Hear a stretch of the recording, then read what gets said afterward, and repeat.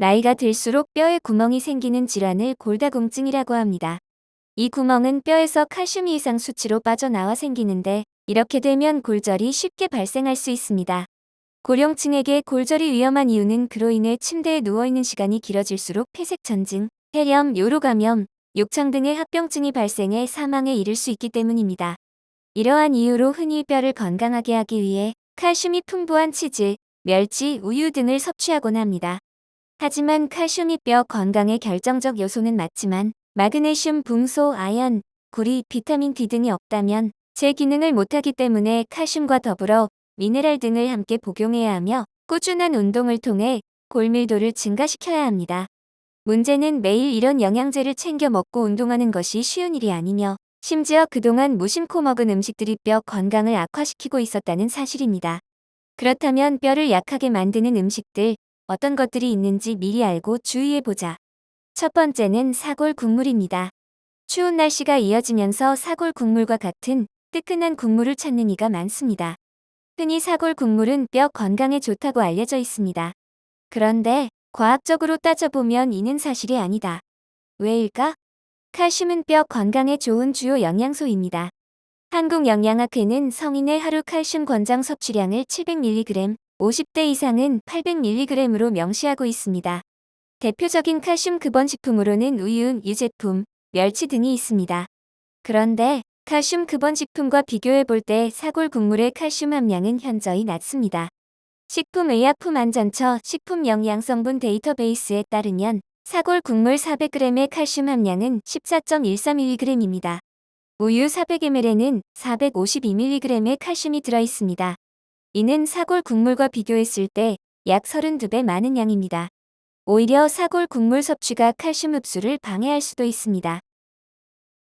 대개 사골 국물은 한번 조리할 때 반복해서 끓여 먹는데 이러한 조리 과정 중 인성분이 많아질 수 있기 때문입니다. 실제 농촌진흥청의 실험 결과 사골을 끓였을 때 3번까지는 이남량이 높아지지 않았지만 4번부터는 이남량이 높아지고 맛도 떨어지는 것으로 나타났습니다. 이는 세포막과 뼈 치아 등을 구성하는 성분으로 체내 인농도가 높아지면 칼슘 대사를 조절하는 부갑상선 호르몬의 변화를 일으킬 수 있습니다. 이는 부갑상선 호르몬의 분비량을 증가시키고 뼈에서 혈액으로 칼슘을 이동시켜 골질량을 떨어뜨립니다.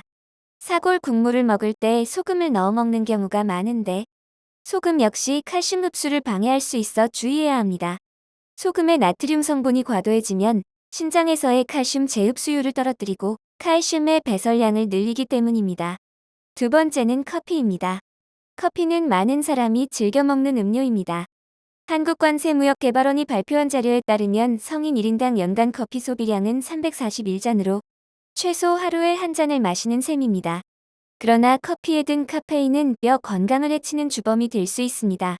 카페인이 칼슘, 비타민 등 몸속 영양소를 몸 밖으로 내보내 흡수를 방해하기 때문입니다. 식품의약품안전처에서 권고한 성인 1일 최대 카페인 섭취량은 400mg이나 골다공증을 유발하는 카페인 수준은 1일 330mg이다.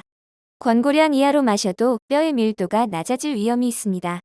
커피 전문점에서 파는 커피 한 잔에는 최대 200mg의 카페인이 들어있습니다. 하루에 커피를 3잔 이상 마시지 않도록 하고 홍차, 녹차 탄산음료 등도 주의해서 먹는 게 좋습니다. 세 번째는 당분입니다.